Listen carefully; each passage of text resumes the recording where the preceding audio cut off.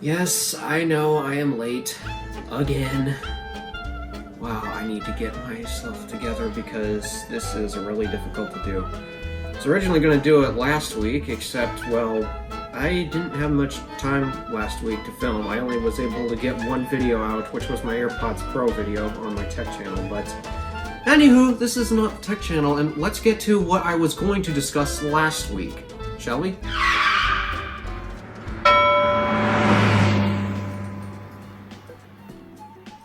Okay, so I'm a big Tesla fanboy if you need to know my opinion on Tesla, but, well, I like Tesla a lot. They're a great company, and despite that, yeah, they have their quality control issues, they make by far, objectively, the best EVs in the market. If you need to ask me my dream car, it's actually a Tesla Model X. Hey, that and the Model S just got refreshed, so let's go over the refresh. So the main exterior design hasn't really changed that much other than they removed what appears to be the fog lights. At least, I don't know if there's still fog lights. I can't find them, but they removed the fog lights from both the S and the X, which kind of bugs me, but then again, I drive a car that doesn't have fog lights. You know, why aren't fog lights standard on vehicles? I'm surprised that they're optional. Other than that, pretty much they have slightly changed molds to still keep pretty much the same design as before, but make it more aerodynamic. Hard to notice, but they did make some changes to make it more aerodynamic. And there's one other thing on the outside that bugs me a lot, and I'll get to my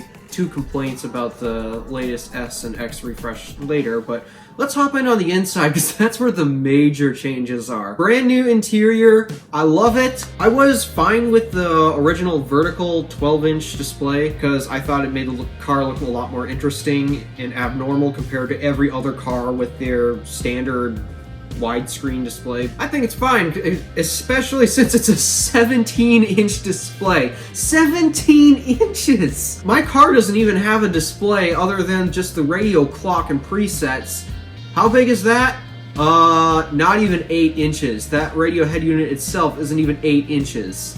And yet we got a 17-inch display in these cars. Jeez. Oh man, Tesla, they know what I value, and that's screen real estate. They also kept the dashboard screen that the Model 3 and Y are missing. Thank goodness, because that is a crucial component when driving, and I have driven a car where the speedometer is offset versus in your line of sight. My family used to have a Saturn Ion, and the speedometer and gauges were over the radio unit versus right in front of the steering wheel. Yeah, I know what it's like to drive a car with offset gauges. I've done it before. Yeah, it definitely takes some getting used to. So I'm at least happy that they kept the behind the wheel display for the gauges, and evidently they added one more screen to the S and X for the rear passengers, though for the X it's probably only going to be good for the second row passengers because they didn't really describe much about the third row. They haven't been doing a good job showing off the second and third rows, but they did show off the new 8-inch display that's mounted on the center console where normally there would be air vents. Supposedly for gaming, though if I'm being honest, with the screen mounted that low and that small and far away from the rear passengers, I think I'll stick to just using an iPad. Interior color options are still the same with the same old black, white, and cream interiors. I really like the cream interior, actually. I like odd interior colors. Yeah, pretty much the biggest thing that so many Tesla fans have wanted from the S and the X is they just wanted a new redesign because technically that interior design was 8 to 10 years old. I usually get sick of the same interior design for that long. It still looks premium and upscale because especially if these cars are more expensive than the most popular 3 and Y, you better give them a good reason to be more expensive. And the new interiors definitely help. They definitely look a lot more expensive than what you get in the standard 3 and Y. Is there anything else that's been changed? Well, just some of the trim level naming. First of all, we still don't have a standard range on either the S or the X because, well, they decided to get rid of that for some reason. So when it comes to configurations, the naming scheme has changed a little bit. So dual motor, long range, that's still the base trim, still the base model for the S and the X. They didn't change the naming on that. It's actually when it comes to the performance variants. So we've learned about the plaid concepts at Battery Day. I guess they decided to use that name a lot more than we were expecting because now the performance Model S and Model X is now the Plaid Model S and Model X. So what about that ultra performance Model S that we've been hearing about? That's the Plaid Plus. So new naming schemes on that.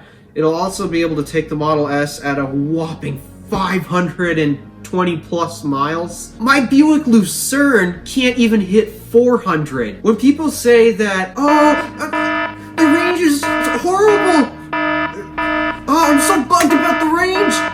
What if it doesn't go as far as a gas vehicle? Keep in mind, this is a vehicle hitting 520 plus miles when my own car, a very fuel efficient vehicle, mind ya, because it's just a basic sedan, I can't even hit 400 miles in my car. Stop with the range anxiety, because the truth is, they're just as good as your standard gas vehicle. You shouldn't have to fear about electric vehicle range assuming you buy the right one.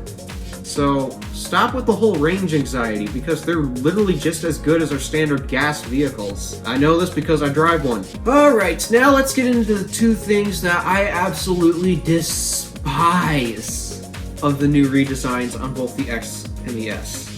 So, what are they? First is the steering wheel, or steering yoke as they refer to it. Now, I'm not exactly all that mad about it because, first of all, the way I drive, my hands are always on 9 and 3. Problem is, I got a bad habit. Whenever I turn, I always go for 12, and, well, there's no 12 on the yoke. So, yeah, steering is going to be very interesting. It's a little unergonomic, especially when it's not a wheel, it's more of a box. I don't call it the steering yoke, I call it the steering box because it looks a lot more like a box to me. So yeah, that's a little weird. I'm not too sure how practical it is. It's kind of making me question the whole form over function thing. They're definitely going for form over function in this case. There's a reason why we've stuck to circular steering wheels that go a full 360. Well, I guess we'll have to see how the steering box fares. And then the other thing that drives me mad, and you guys are definitely gonna think I am nitpicking about this, so it could possibly bug me that bad. They got rid of the chrome trim. They changed it for this cheap matte black trim. Auto manufacturers, why are you doing this? If you're going to charge a premium on your vehicles, make them look premium.